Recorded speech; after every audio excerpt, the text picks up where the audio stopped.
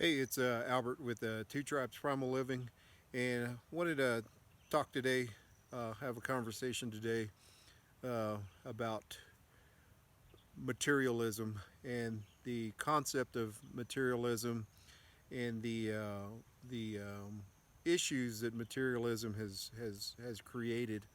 Um, One of the biggest um, conflicts that we had moving out here off grid was the conflict of trying to figure out what to keep and what to get rid of.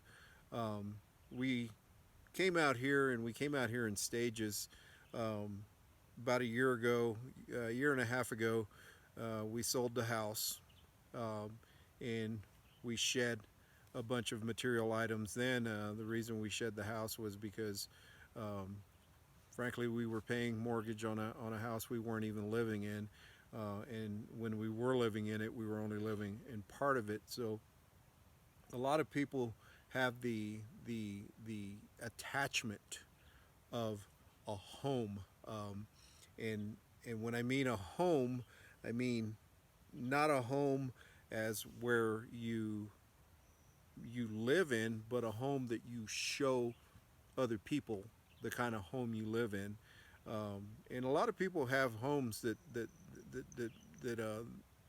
frankly, they're living beyond their means, um, and it's not about the living situation. It's about uh, the extravagance of a home that a lot of people get into trouble with. Um, I had a house. It was a three-bedroom house. Of course, there was three of us living in it, and so the bedrooms, the living rooms, all that stuff, um, never got used. So we were using two bedrooms, a bathroom, and the kitchen. The dining area never got used. The kitchen area got used, but the living room, we never sat in the living room. We never watched TV in the living room. We never had people over in the living room. It was just excess. And a lot of people have excess, and they stress out about all that excess, and it's more of a mindset of how much can I accumulate, how much debt can I accumulate, and what am I willing to make payments on for the rest of my life. Cars are the same thing. We had to get away from the car payments. I had to get away from the illusion that people really gave a shit about what I drove.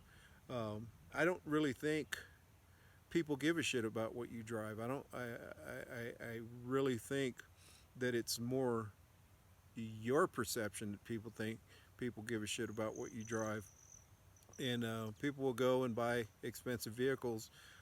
So nowadays in America, you have a mortgage and two or three car payments in the driveway. Um, there was a time where I had two Harley Davidsons. I had five vehicles that I was paying either a finance note on, and plus a mortgage, plus all the extra stuff that I had, and that was probably the most miserable time in my life. I mean, anybody can make payments. All you got to do is just sign your life away and decide that, you know what, this stuff is more important than living. And what I mean by living is not living to work, not living just to pay banknotes and pay registration fees and insurance and maintenance and all these other things. There's some guys, they have a boat, they have an ATV, they have a golf cart, they have a truck, plus a work car, plus their wife's car, plus their kid's car, plus, and that's a lot of signing your life away. And as Americans, we've just decided that more is better. And I don't understand this mindset because, like I said, it was the most miserable time of my life to have all these possessions that, I mean, I can't drive two cars at one time. I can't, drive two Harley Davidsons at one time. I mean, why did I need all this stuff? And it was more more along the lines of when I started questioning and I started ridding myself of all these material items. Because when we sold the house, we sold furniture, we sold uh, appliances, the juicers and the food processors and the stuff that you know somebody or somehow some way you get convinced that you need it, and it's things that you buy that you use once or twice, and then they're in the cabinet, and or they're in the closet, or they're in the spare bedroom, or they're up in the attic, or down in the cellar, or wherever you keep the excess junk. I mean, we had a storage unit that got robbed, and they took pretty much half of our possessions when when our storage unit got broken into, and the meth heads cleaned us out because they cleaned us out. I mean, they took mattresses and stuff that you couldn't even imagine. And it was almost that sparked us into this shedding of material items. And so the material concept of things, where does that come from? Where does it come from the mind that I need stuff. I need payments, and I need stuff to make payments on. And I need a good job, and I need my wife needs a good job, and she needs to work because look at all our stuff. And there was a saying, there's no way I was born to pay bills, pay taxes, and die. And that's absolute truth for me.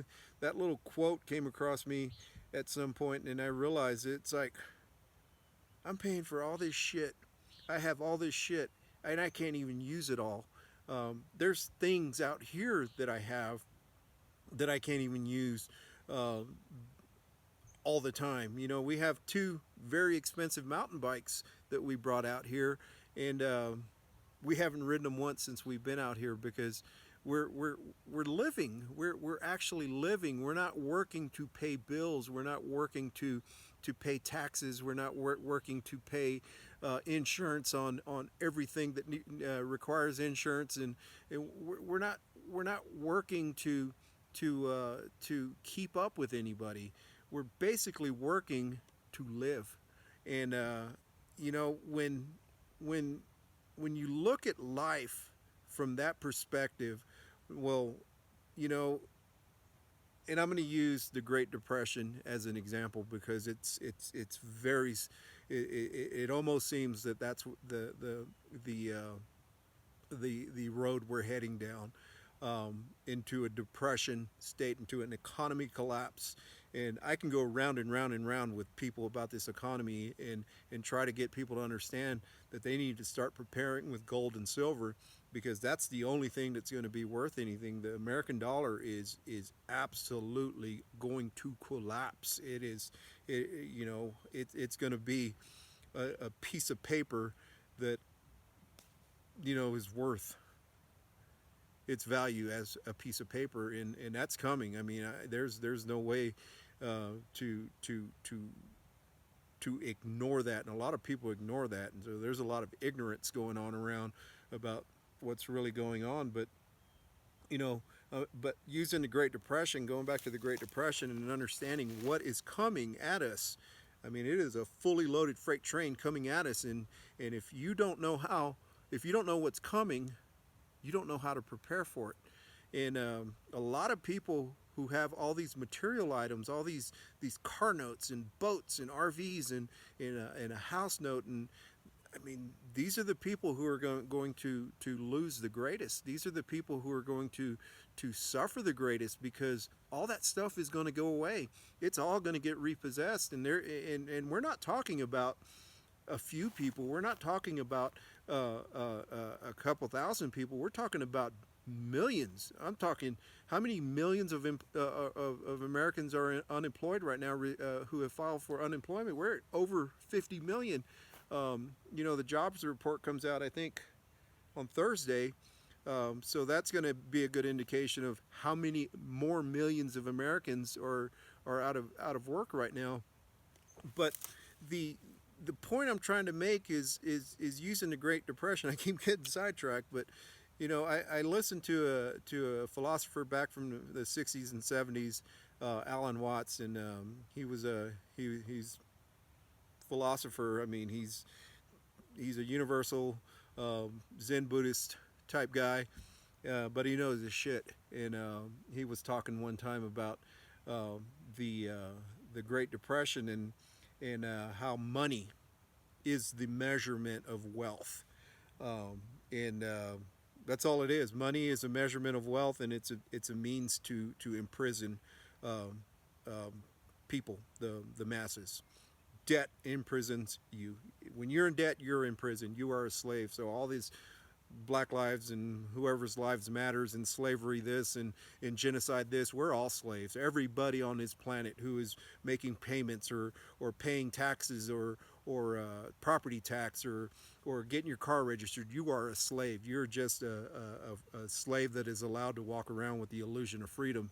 And don't get me started on that, because that is, I don't care what political party you support, that what's going on this planet with the financial system and everything is absolute enslavement. Uh, but what Alan Watts says is he uses a unit of measurement, um, to compare units of measurement. Money, you measure wealth. Pounds, you measure weight.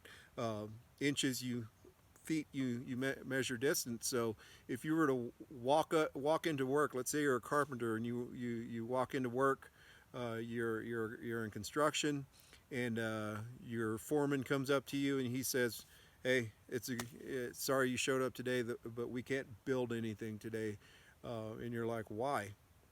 And he's like, "We're out of inches. There's an inch shortage. So we have wood, we have nails. You're here. The people are here.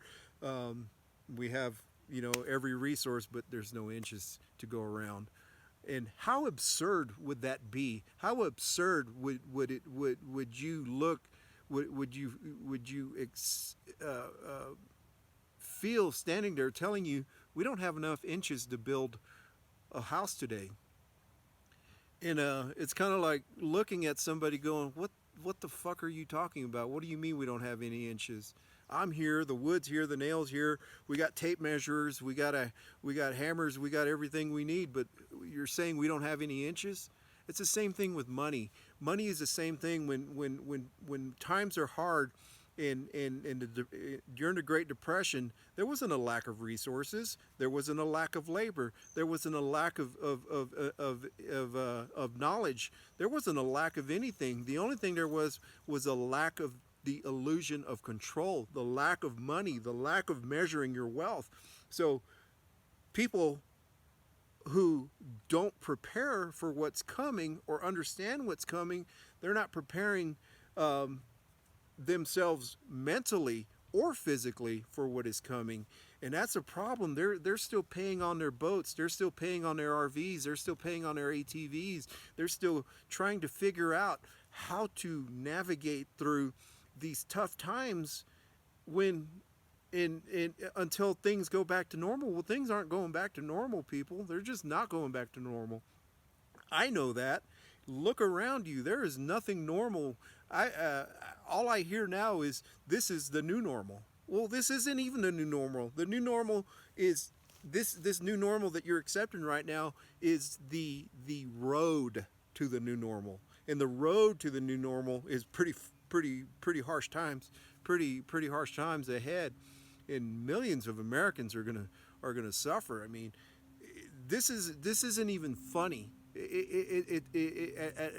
In the beginning, when all this stuff was happening, my message was trying to wake people up. But when you try to wake people up, you kind of poke the bear, and they want to give you their insights and their opinions and their politician side and the left sides and the right sides and God's sides and everybody's sides except for the truth. So material items are not truth. Material items are things that you are quite frankly making payments on, unless they're paid off. And the problem with those things, when they're paid off, you're going to try to go to sell them, and it ain't going to be worth shit, because there's going to be so many repos and so many foreclosures that property and cars and ATVs and campers might be still hold their value because a lot of people are going to be living in them. But my point is money being a unit of measurement, the same as inches, the same as feet, the same as pounds, the same as meters, whatever. Just because somebody tells you that there's a lack of wealth, a lack of money, doesn't mean that there's a lack of abundance. And we have lost sight of wealth and abundance. I know the Bible, the Christians that are out there, and the people who preach abundance, who use abundance preachings, is you give me your money and you'll receive abundance in return. You know, most people are expecting money in return. They're not expecting wisdom. They're not expecting skills. They're not expecting knowledge. They're not expecting health. They're expecting more material things in return when you are the asset. You are the greatest asset on this planet. Your skills, your capability, your wisdom, your trials and errors, your failures and successes. This is a time where people should really start to go, what am I good at? What am I capable of? If you've lost your job and you're looking for a new job, you're wasting your time. You are wasting your time because so many people are going to be unemployed. So many people are going to be looking for that one job and applying for that one job. And when there's a mass flow of labor force, guess what? They drop the wages on you, or you work longer hours, and they're just going to punish you. So the only way that I could find that I would not be punished through this crisis that we're going through was to come out here and live off grid and to learn who I am, what is my greatest asset about being self-sufficient and being self-reliant and not depending on the system and not depending on corporations and handouts. Because when those handouts run out, what are you going to do? What are you going to do when the handouts run out? And we're going into this second wave of this virus, and this second wave is going to be even harsher, and there's going to be more control in set upon the people in gatherings and stuff like that. And this is all part of a plan. This is all part of an agenda, and I don't want to get into that because the know-it-alls and the people who have all the answers are going to chime in and give me their opinion. I don't want your opinion. I'm not looking for an opinion. Opinions don't mean shit right now. Your preparations, your ability to prepare, your ability to go, you know what? I have too much stuff. I need to start downsizing because this stuff is going to weigh me down in this new normal. But a lot of people are still asleep. They're walking around thinking that I'm going to be able to keep all this stuff. I still have my job. We still have our 401k. We still have savings. We have. You're not understanding what's coming. You're really not understanding what's coming. They're going to take that from you. When the dollar collapses, they are going to take all that from you, and you're not going to get a notice on it. You're not going to get hey, by the way, next week we're going to be taking 60% of your savings to cover our asses as a bank.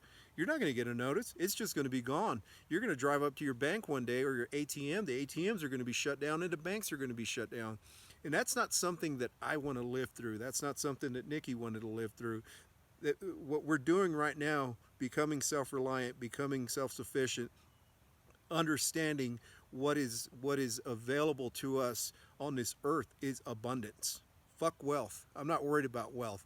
We set ourselves up with gold and silver for that scenario when this new normal sets in. And if you're not buying gold and silver, if you're not looking into, if you don't own one ounce of gold or 1 ounce of silver, you are going to have very hard times because that is real money. And we can get into the gold and silver aspect in another video, but I'm not going to get into it right now. What I'm trying to give my perspective on and my understanding of what is coming is you have to lighten the load. And now's the time to sell stuff, because in October, things around October, things are really going to get bad. They are really, really going to get bad. And I mean, we can have this conversation in October, um, because I'm going to be okay. Nikki's going to be okay. We are going to be okay. But when the digits on the screen, or the statement that you get every month that shows you your wealth, your measurements, you're going to get your inches, your inch report. Um, a lot of that's going to be gone, and I'm not going to take it from you. Your neighbor's not going to take it from you. Uh, your mayor's not going to take it from you. You've got some greedy bastards, some really, really greedy, evil people with agendas plotting things right now. And whether you believe me or not, I don't care. I really don't care. They believe it, and they're executing those agendas, and they are the ones who are creating the issues that we have right now. And who are they? They are the billionaires. They are the corporations who are getting the bailouts right now. They are the people who are trying to vaccinate you. They are the people who are instigating these riots. They are the media. They are the ones who are supplying the media with the narratives to corrupt your supposedly level of intelligence that you may possess. But you know, I saw something today that made me laugh, because it was like, they're testing positive, because they're giving they're performing more tests, so more COVID-19 tests are being performed, so there's more positive results. And if you were to give an IQ test right now, there would be a more positive result of the idiots walking around amongst us nowadays. And like I said, I'm not trying to put out doom and gloom, or be a Debbie Downer, or whatever you call people who Karens, or Charleses, or whatever the trend is of what people who are trying to wake other people up. Your possessions, your debt.